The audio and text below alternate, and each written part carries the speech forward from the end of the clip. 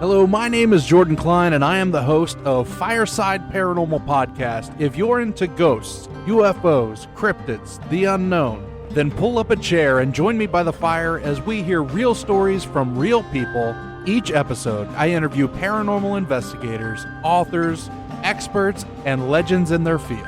Here at Fireside Paranormal Podcast, we have something for everyone. If you're an experienced researcher or if you're just getting into it, we have a spot for you. We're found anywhere you listen to podcasts. So grab your friends, tune in, and remember, don't be afraid, only believe.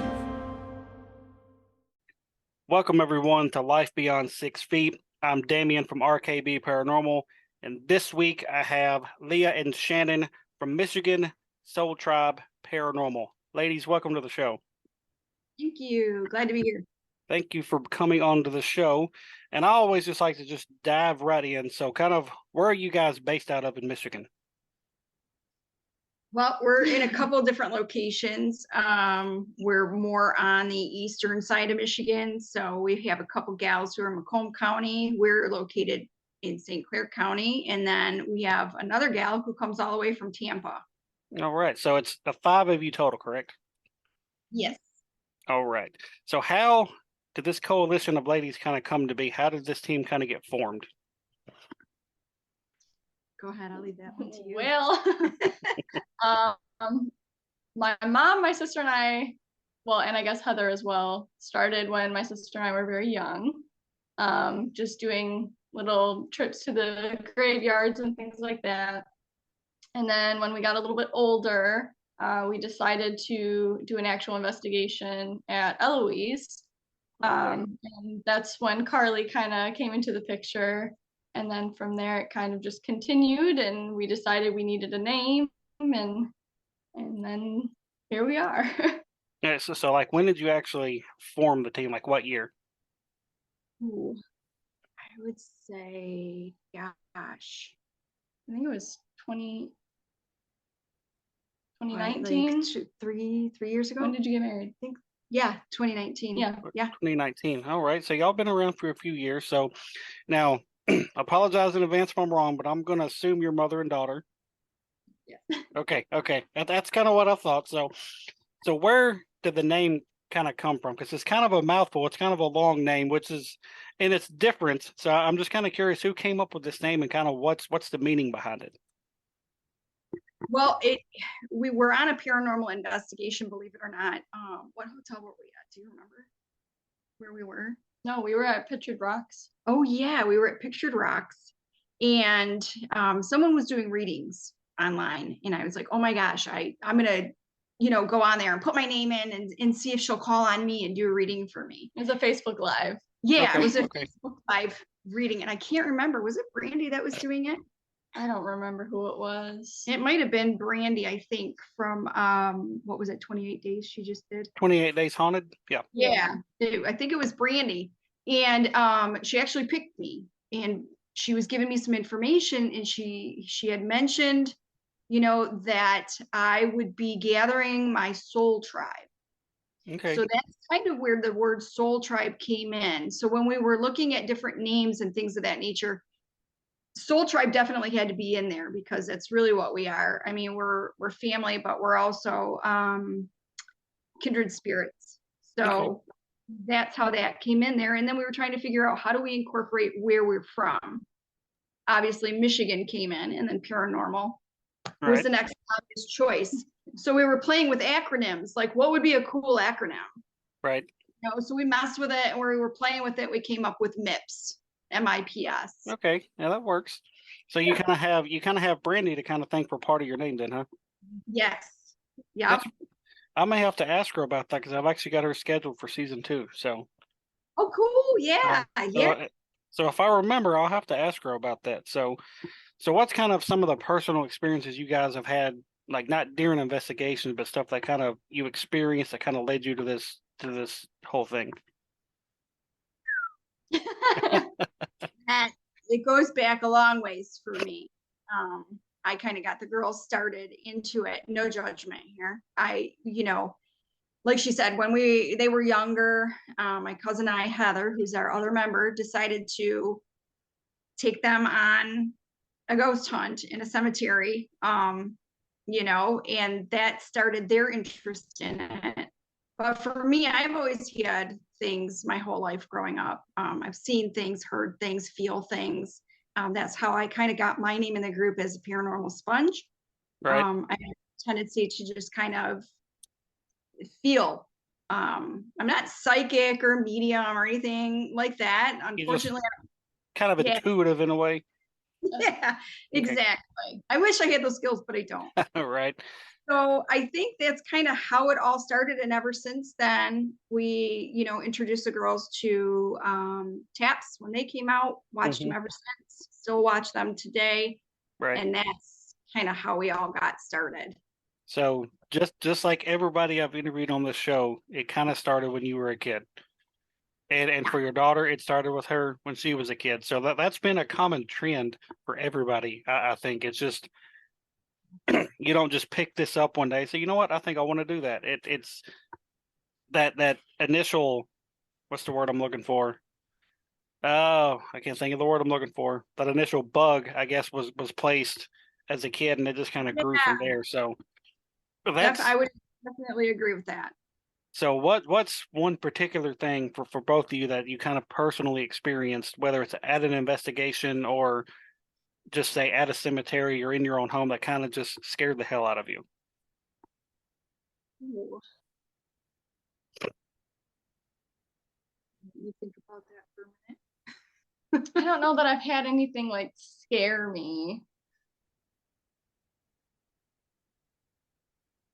I don't know what's yours. I can tell you the one thing that scared me, my first like real vision, the first full body apparition that I had seen when I was younger, was in my house. And I was in the bathroom getting ready for school. And I remember, you know, messing around or whatever. And then all of a sudden I saw the shower curtain behind me kind of move. And I thought, that's really kind of weird. So I turned around and looked, and there was this older woman sitting there and just watching me. And I remember, yeah, it scared the bejesus out of me being young. It wasn't until many years later that I was sharing that story with my mom and dad, and my dad had mentioned to me that he had seen her also. So it was crazy. And then my mom, just when I described the older woman, was like, oh my gosh, that's my great grandmother. So, and it was a family home. It had been passed down generation. So it was kind of, but that was the first thing that scared the daylights out of me. And that's when I kind of knew, okay, you know, and then from there it just spiraled. Right. I think anytime anybody sees a full body apparition, especially when they're not expecting it, it's probably going to spook them at least a little bit. I remember the one time I've seen one. It was clear as day. I was walking out of my basement door one night and open the main door, and I look out, and there's a woman standing in our front yard. I'm like, that's weird. And she's dressed in a long white dress, and she had long white hair, and I'm like, who the hell is that? And so by the time I opened the screen door, that split second the screen door passed my eyes, she was gone. Yep. And my younger brothers were sitting outside at the time, and I was like, hey, who was that just in the yard? And they're like, what are you talking about? It's like a woman just in the yard just now. They're like, man, we've been sitting out here for like 45 minutes. There's nobody out here with us. And I was like, hey, whatever. That's weird. Right? So, your mind kind of like. That's what I thought. I was like, my mind's just playing tricks on me, whatever. 3 nights later, the girl I was dating at the time, I was walking her to her car. Out that same door, she opened the door and just stopped. I'm like, what are you doing? She's not saying nothing. I have to like say her name 3 or 4 times to get her to snap that up. She goes, there's a woman in the yard. I was like, what? I said, what the fuck are you talking about? And I hadn't told her about it, you know? And she's like, there was just a woman in the yard. And I was like, what did she look like? Described the exact same thing. And I was like, huh. And then I told her, you know, that I'd seen it. I was like, you know, I didn't want to tell you because I didn't want you to freak out and not come back over here. But I seen that same thing like 3 nights ago. She never came back over at night. Oh, wow. So it was weird because in that same basement there was numerous times I heard a female whisper my name in my ear, and so I don't know if it was like a connection or what, but that's seeing a full body apparition is gonna kind of freak anybody out, I think. So Yeah, for sure. so what's some of the Oh, yeah. locations? Oh, sorry. You want to tell them about the house? No, not really. That I don't really was- have anything That was the scared most me. wicked, though. That was the most wicked one. You got to admit. Oh yeah, we had like a whole time loss episode where, and this was a group of people we were with. Tell them the story. Come on. So we rented this house in Pigeon Forge. It's by Gatlinburg in Mhm. Tennessee. Yeah, I'm from Tennessee, so I know where it's at. Yeah, okay, yeah. Oh yeah. So we rented a house there. It was kind of just back in the mountains. I mean, it had other homes around it, but it was pretty like secluded. Right. And before even opening the door, my mom and I looked at each other and we just knew something was off about this house. Right away. And we had numerous odd things happen the whole time we stayed there. So much so that we actually left the day early. Oh wow. Yeah, we But- packed it up and booked. Yeah. The biggest episode we had was like what, 6 or 7 people on this trip. Mhm. And a few, most of them were non-believers. They were skeptics until this. We were setting up for dinner. I think there was a couple kids. We were getting like drinks and stuff together on the table, and my mom was getting the sides together, and the men were out grilling. And they had just come in and set like a full platter of meat on the table, and we all just kind of like looked up and looked at each other, and we're like, "What time is it?" And somebody had checked their phone. It was like 3 a.m. And we're like, how does that happen? You guys were just outside cooking. The food was still on the table. It was still hot. We were at the sink doing dishes, me and the other mom who was with the group. And we all just kind of were like dumbfounded. We couldn't figure out what the hell had just happened. We literally Right. were just sitting down to eat. And the next thing we knew, it was 3 a.m. We lost an entire evening. None of us can explain what happened. We Wow. have the whole time we were there, the house was Very active. way active, incredibly active. That's pretty wild. We even wrote a note and slipped it inside underneath between plates in the cabinet, Mhm. thinking that should another family or people stay there, they would find the note.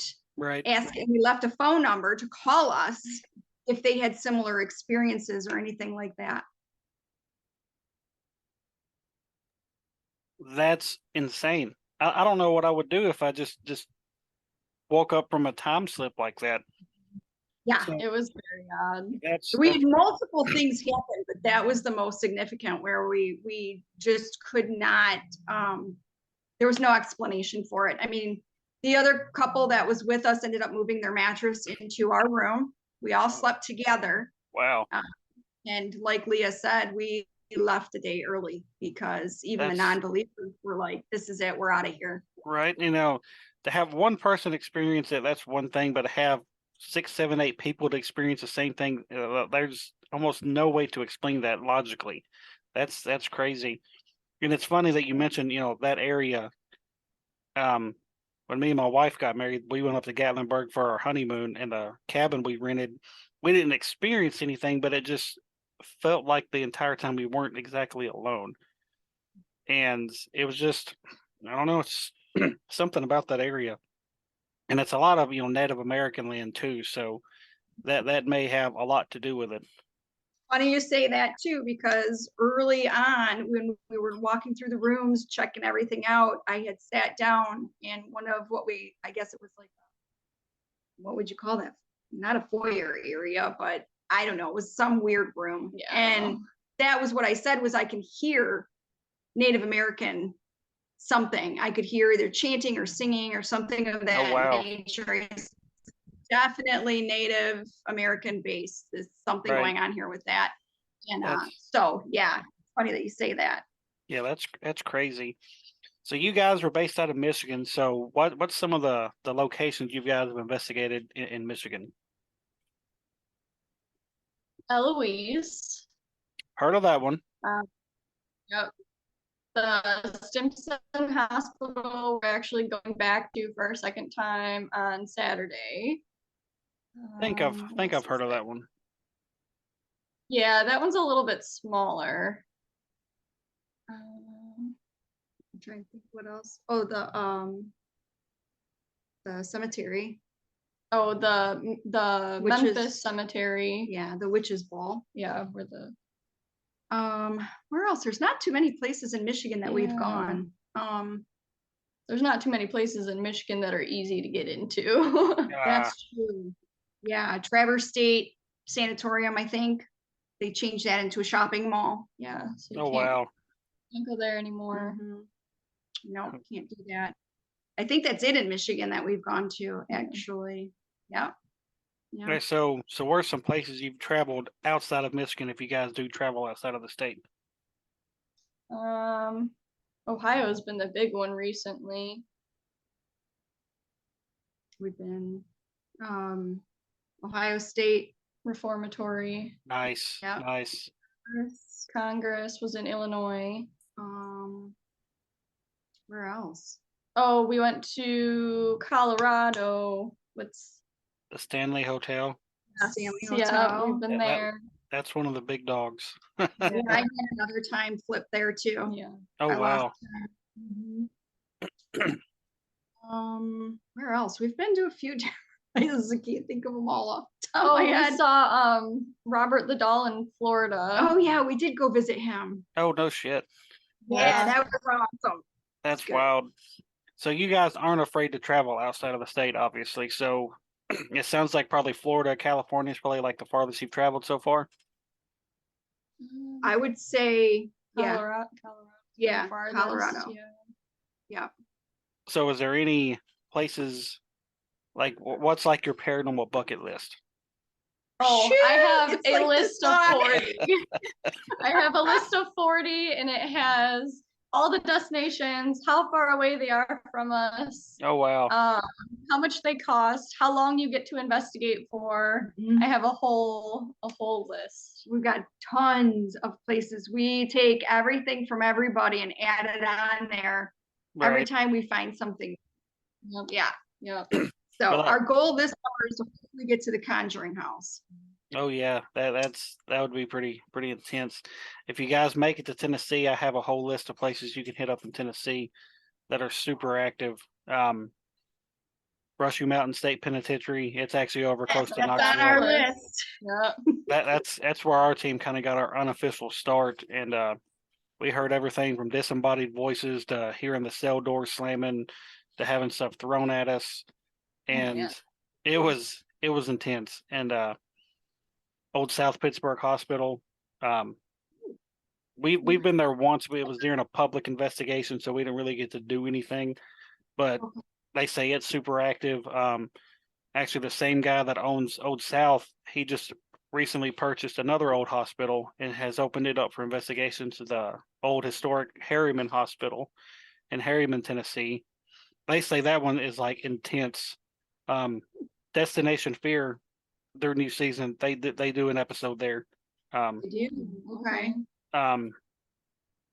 My favorite place is the historic Scott County Jail. It's kind of over close to Brushy and all that stuff too. That place is insane. Super active, super small jail, but it's super active. Gosh, where else? The old Lynchburg Funeral Home. That place is insane. So there's a lot of places down here in Tennessee. Some of them's well known. Some of them it's kind of only kind of locals would heard of them. So, and speaking of the ghost shows, I know you guys have obviously went to some of these cons to meet some of these people. So how did that get started? Who was like, hey, let's go meet the Taps crew, or hey, let's go meet the Destination Fear crew? Was that you? I It don't know. probably was me. I was gonna I'm always say. the instigator with this stuff. I think it was her. Yeah, I think it was me. What was it? The Paracon, Yeah. which we're hoping to go to again this year. We loved it. So Yeah. who was like the most laid back, like chill person of everybody you've met? Jason. Jason. Yeah. Yeah. I was gonna guess Steve, but I can kind of see him being the most chill. Have you met any of the Ghost Adventures crew? No. I've met Zach and Aaron years ago. This was like 2013. This was kind of before Zach kind of got his big ego. I mean, he was super chill then, but Aaron was cool as hell. I mean, He seems really cool. Yeah. he was super cool. And I'd like to meet the Destination Fear guys. That was like my favorite show out there right now. Met them. Yeah. We did. They Yeah. were cool. We actually really bought cool. him shots at the bar. Oh, no kidding. So you kind of hung up with them afterwards too, huh? Yeah, it was cool. They were fun. I bet that's what. It seems like Tanner would kind of be the most kind of laid back out of that group. If I had to pick one. So you've already named off your bucket list. So actually, no, you actually didn't name any places. You just said you had a list. So what's some of like your top places on that bucket list? Conjuring House is definitely on there. Hinsdale House is on there. Oh God, there's so many. Crescent. Crescent. A lot of the big ones. Oh, Trans-Allegheny. Oh yeah. That's my top spot. Yeah. I want to sleep there. that one really hang bad. out there. I just feel like you could spend like an entire week there and not even scratch the surface because it's just so big, so much history there. It would I hope to make it there one day, even if I just go by myself. That's a place I've always wanted to go. So of all the places you guys have been, what's been like your most active location to date? Well, I would say, I don't know. We had a lot of activity. Well, we had activity at Eloise when we were there. We recorded some stuff there. And then what else would you say would have been our most active?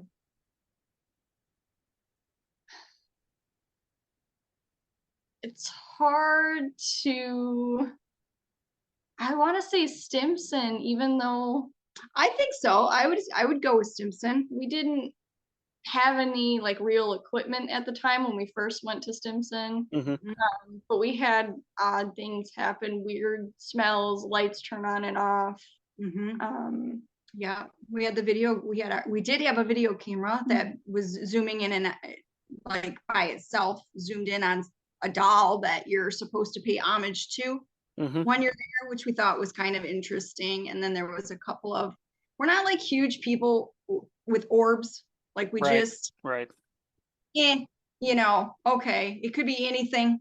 Right. But we did have two that we thought were really interesting and different. And there was one white and one black, which we also found fascinating. I've never seen a black orb before. Right. Definitely directional. So those were interesting. Right. But I would say that, and then the Stanley, I think, only because of, for me anyway, the crazy times loss again that I had. Yeah.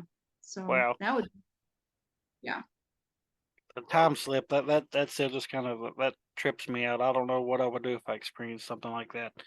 It's strange. So what has been like your most profound piece of evidence that you've captured so far, whether it's been like a class A EVP or something being knocked off a shelf? Like what's been like your best piece of evidence so far? Photo. I was gonna say, I think our best is probably the picture we took driving up to Eloise. And then I just took it in rapid succession, just as we're driving up, just in case anything wanted to, poke its head out. And I was surprised we actually got something out of that. And we didn't notice it until we were comparing, because I had done not the same thing in succession like she did, but I had just taken a photo, Right. and it so happened that they were identical photos at the same time, and one had the picture, the face, the person, and one did not. Oh, So wow. it was kind of, yeah, like most people when you're going through everything and looking at everything, you Right. don't notice it right away until later. But Right. yeah, that was pretty cool to see that there. Right. And that's good that you take pictures in in a row like that. A lot of people don't ever think to do that. At least 3 or 4 in a row, because you never know what you could or could not capture. So, um, do you guys try to debunk when like something happens? Do you try to find like a logical explanation? Always. Always. I think, I mean, like I said, when Taps came out, that was the one thing that we really loved about him or Mhm. their group. Right. Because that was what they set out to do first. Mhm. And then if they couldn't debunk it, it was like, okay, we can't explain it. So therefore it's got to Right. be paranormal, right? Okay. And that's definitely a good thing to do. So, Yeah, for sure. because there's so many teams out there that'll fake evidence, or you'll see a video and you can clearly tell it's not paranormal, but they're trying to promote it as paranormal, and that pisses me off when people do that stuff. I'm just Yeah, it's like, frustrating. And it makes us look like jokesters. right, It those are the kind of people that aren't in it for the right reasons. right. That's why whenever we do post something, we always say, give us your thoughts on it. What do you think it is? Do you Right. think we're matrixing it into something it's not, or Right. is it valid? I guess. Right. And that's a good thing to do, to kind of get other people's opinions, because you may, get in contact with somebody that's been doing this a whole lot longer than you guys, and they'll be like, well, this is what I think it is. And then it's always good to get second and third opinions. So what's some of the equipment you guys like to use? Well, I don't know. Definitely the spirit box. Oh, yeah. SB7 spirit box. Because we like to do the Estes method. Mm-hmm. And then we just got what's the Zoom recorder. Right. Microphones going opposite ways. Mhm. We just got that. We've been messing with that. Obviously the REM pod. REM pod we just got, so we like to play with that. We haven't had any hits with it yet, but we're hoping. We're not super techie people, so even if we wanted to like fake, I wouldn't know shit, how. we would never know how to do it. Right. Seriously. I'm still learning how to use the stupid stuff, like some of the software and shit on the computer. I couldn't fake a photo if I tried. Right. I'd have to try to pen it on there and color. Well, when you get something on the REM pod, you guys are going to enjoy that, because when it starts going off and you can get it to stop on cue, that's an awesome feeling. I mean, we have stuff like that happen at where I live, and we'll start interacting with something, and we'll throw the REM pod out, and it'll start going off. I'm like, all right, step away from it now, and then boom, right on cue, it'll stop beeping. So it's pretty cool. The Zoom recorder, that's on my list of items to get. Ghost Hunters introduced me to that. I had no clue what it was. The first time I seen them wearing those headphones, I was like, what the hell are these guys doing? Yeah. I'm like, they're not going to be able to hear anything. I was like, what are... And then, when they kind of started showing what they were doing with it, I was like, well, that's kind of cool. Kind of like you're listening to it as it's happening. So I think that's really cool. So we got to get one. You hear everything. Yeah, it's really cool. Everything, every noise, Whisper. every little rub, everything. Wow, that's crazy. Now, when you do the Estes method, do you whoever's doing it, do you blindfold? Do they do the blindfold? Yep. Mm-hmm. Yep. So what's some experiences you guys have had with that? So we love doing the Estes method, and sometimes it'll make sense, and sometimes you're just like, what's going on. But when it starts adding up and making sense, that's super awesome. So what's some cool experiences you guys have had doing that? Our first time ever trying it, we were in Ohio State Reformatory in the hospital, not wing, but room, I guess. Mhm. And she was under, and we were just kind of trying to see if anything was there, and we kept getting like little responses back, but nothing major.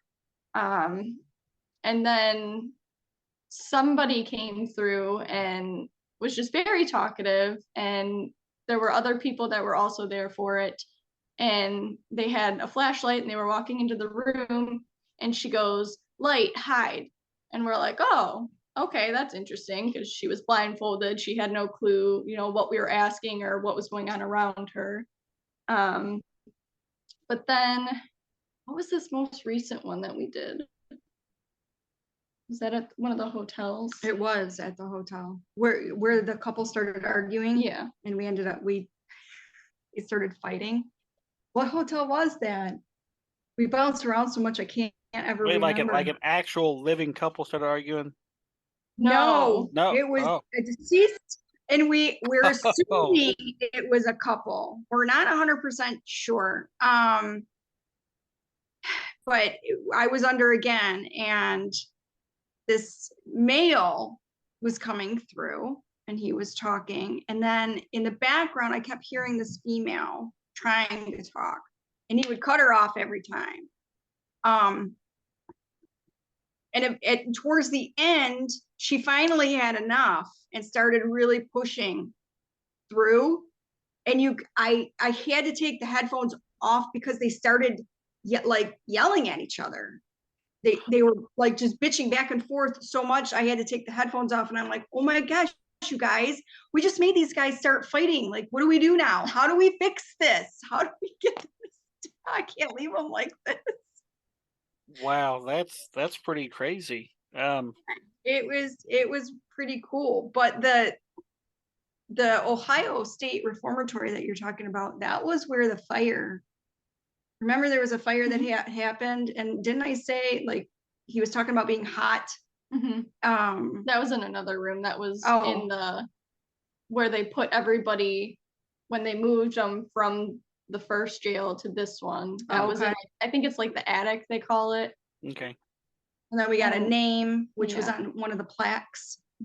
Oh wow. That's down there. We got a name that had come through. It didn't make sense at the time until we found the plaque. Right. And then I think it was Brittany who said, wait, I want to see if the name is on here. And sure enough, it was. So nice. Yeah, so we've had some interesting experiences. We're still learning. We're still, green, so to speak. Right. So, and I don't think you'll ever stop learning. I mean, because just when you think you're like, okay, I don't think there's anything else to learn, all of a sudden you got a new tool that comes out, or somebody's invented some kind of new technique to try. So have you guys tried the what's it called, the Gunsfeld method, where you tape the ping pong balls over your eyes? Oh my gosh, no. It's just like, it's pretty much the Estes method, but instead of a blindfold, you take a ping pong ball and you cut it in half and you tape them over your eyes. It looks pretty. It looks creepy as hell just looking at somebody, but they say it's a little bit more sensory deprivation than just a typical blindfold. Really? And because it somehow because it's a white ping pong ball, so a little bit of light comes through, but it's not enough to really where you can clearly see. We haven't tried it yet, but it's something we want to try, and I've seen it done on a couple of different shows. 28 Days Haunted, I think they do it. A couple of the guys on there do it, and I've seen it somewhere else too. So that's something on our list to try. Sure, definitely. We're always open to new things. So have you ever heard during the Estes method? Have you heard any of your names said?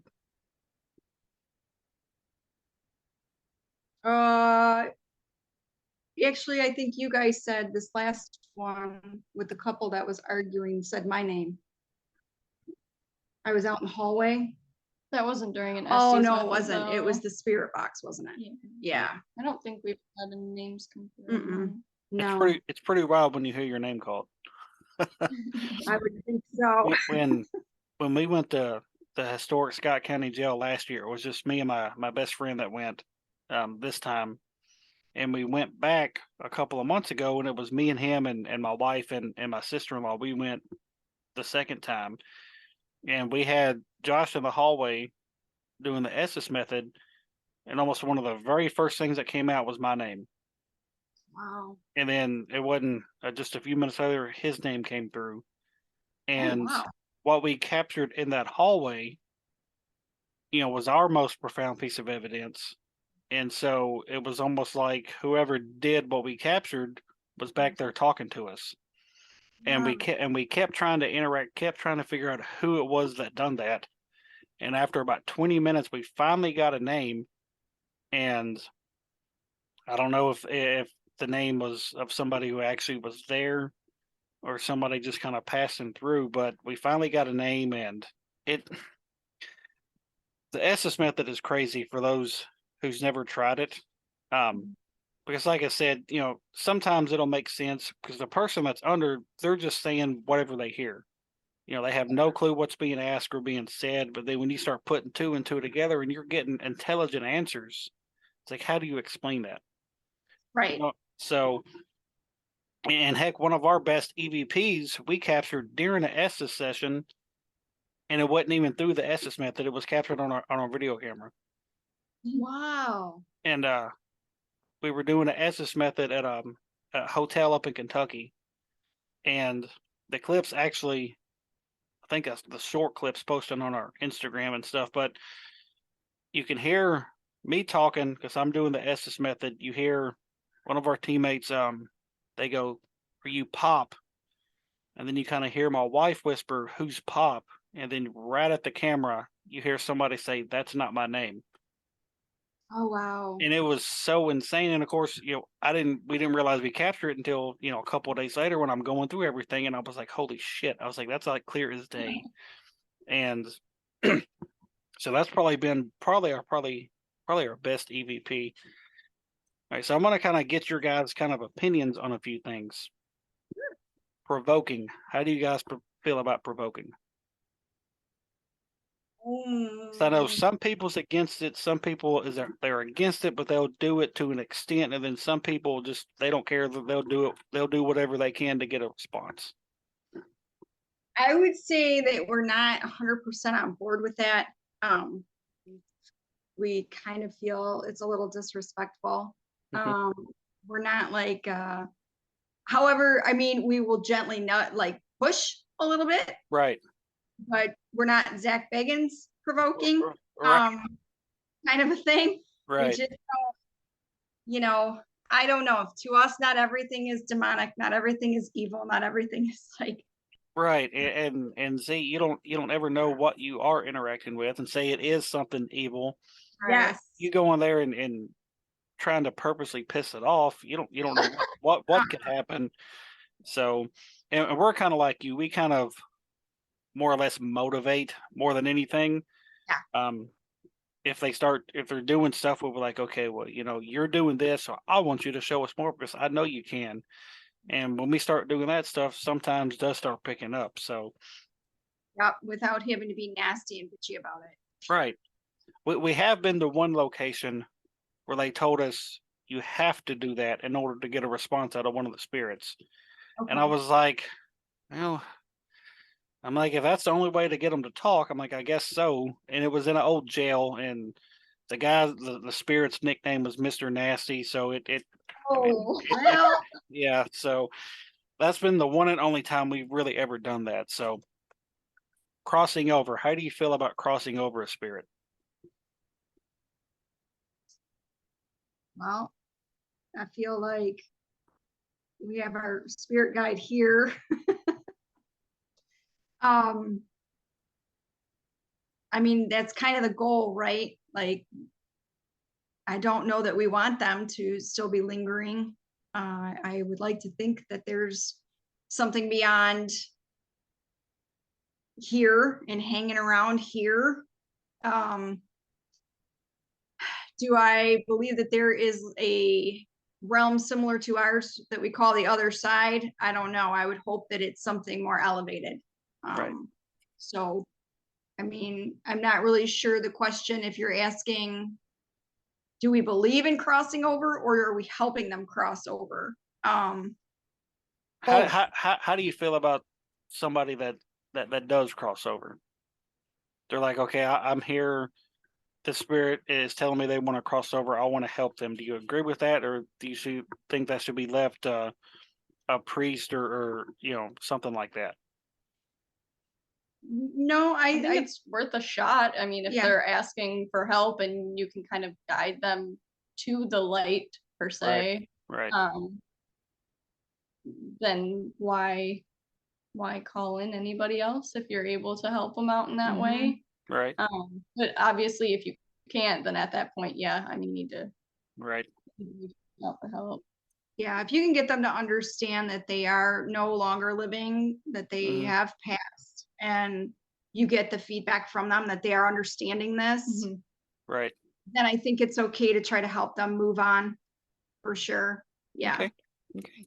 That's definitely a good answer. Ouija boards, how do you feel about them?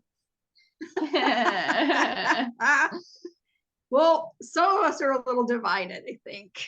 I used to be kind of against them, but now I just feel more like it's just a tool to communicate. I don't think that a Ouija board itself is anything that's evil or bad, or I just think it's another communication tool like all of the other objects that we use. I mean, that's my opinion on it. I know you're a little bit more. No, I think it's all about intention, and if you're, I don't know, reaching out to darker things, then darker things are gonna respond. I mean, you don't always have that control, of course, but I mean, I'm kind of on the fence about it, I guess. I don't know. But again, with any piece of equipment, with any investigation, you don't know what you're dealing with. So Right. I've always kind of thought, if it's something you can buy in the toy department of Walmart, how useful is it really going to be? I mean, some people know how to use them, some people don't. I've dabbled with it a couple of times before I actually had a team, like when I was a teenager and stuff, and because that's we were teenagers. Yeah, we had one growing up. And so I was just always kind of like, am I really moving this, or is this person moving it, or is something channeling through us and causing us to move it? It was just one of those things I really couldn't ever get into. Now my wife, she's like 100% don't even want to talk about them. She's like, leave them alone. And I'm like, hey, I respect that. You don't want to bring one in, I'm not going to argue with you. So, what's been your absolute favorite location to date?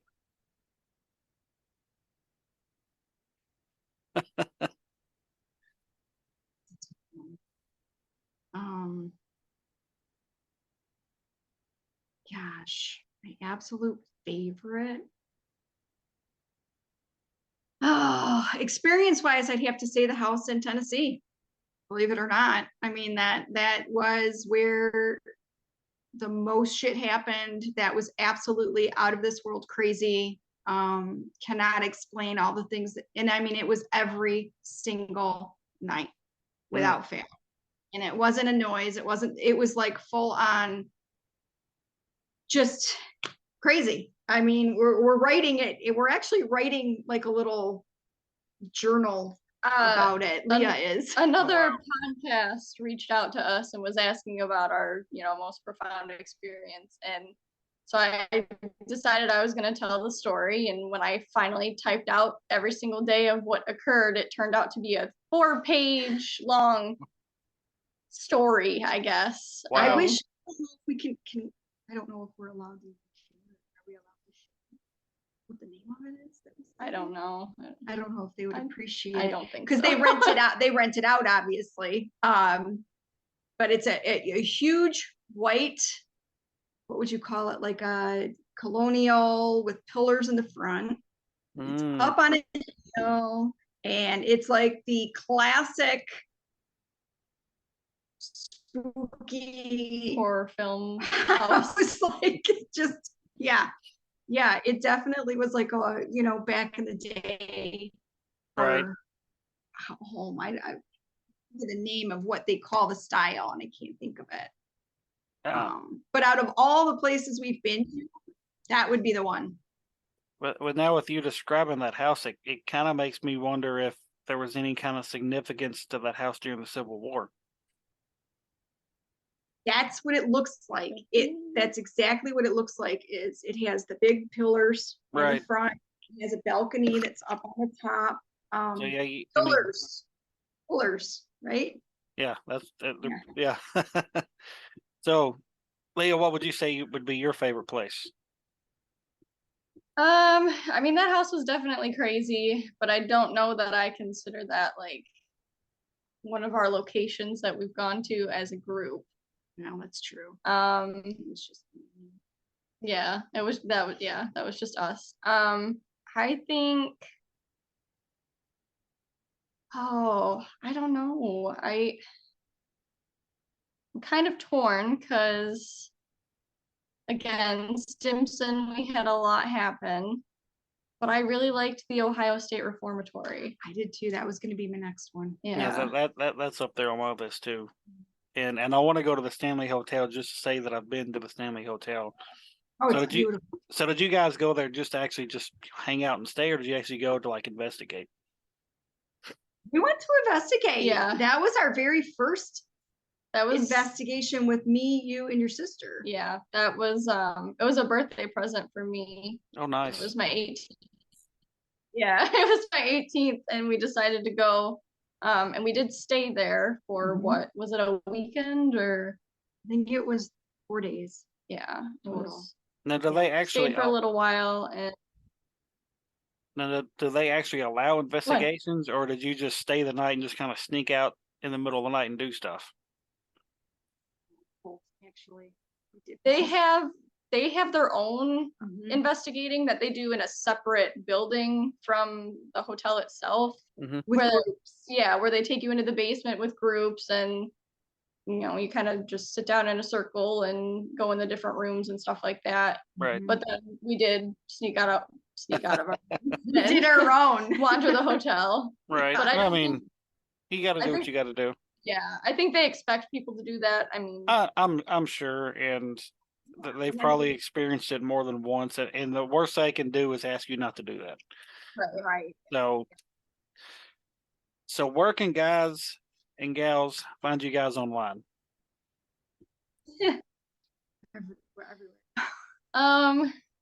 We've got Instagram, we've got Facebook. I'm trying to get a YouTube up. I'm just not. Leah, super unfortunately, tech-savvy. has been burdened with pretty much all of the social media stuff, and I'm trying to learn a little bit more on how to do it so I can help her out. So it's a slow process, but yeah, we do have our website, yeah, and then Facebook, Instagram, yeah.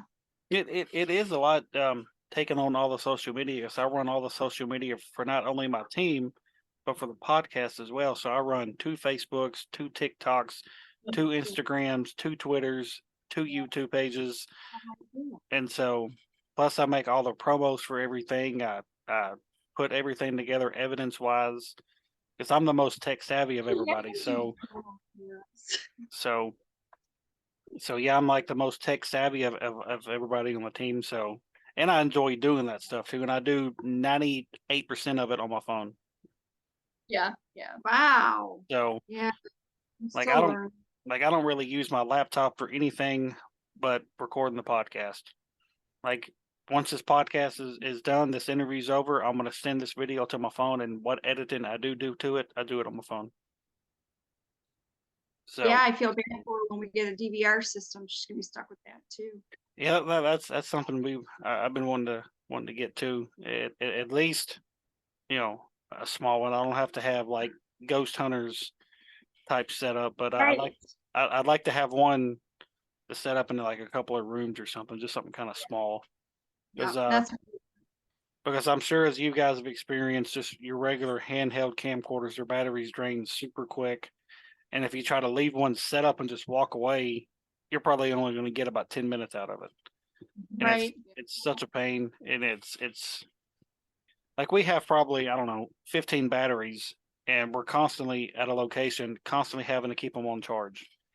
And it's such a pain, but that's part of the game, I guess. So Instagram, Facebook, got a website, working on the YouTube. So guys and gals, go give these ladies a follow. Check them out. Yeah.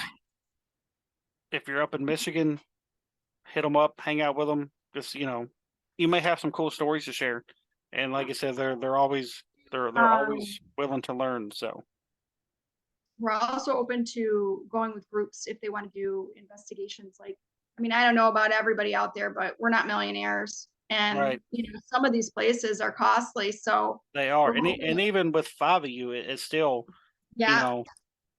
Some of these places you have to have upwards of about 10 people to split the cost. And Correct. Yeah, so we're definitely interested in hooking up with some other groups that want to go. Right. So anybody listening that's in the Michigan area or Wisconsin, anywhere up north in that area, hit these ladies up. If there's a big place you want to go and don't have enough people, I'm sure they'll be willing to work with you. All right, ladies. Well, I'm going to go ahead and wrap this up. This was a very fun interview. I wish all of you could have made it on, but we'll have to try to get you on at another time and try to get the whole team on. For those, I didn't even think to ask, what's the name of everybody else on your team? I know you've said their names, but we have Brittany, who's my sister, Heather, who is her cousin, and then Carly is my best friend. Okay. So it's more or less a family thing then. Yep. That's awesome. That's one of the best ways to do it, actually, I think. So again, Shannon, Leah, I thank you for coming on, and we'll talk to everybody next time. Thank you. Have a good night. You too. Thanks.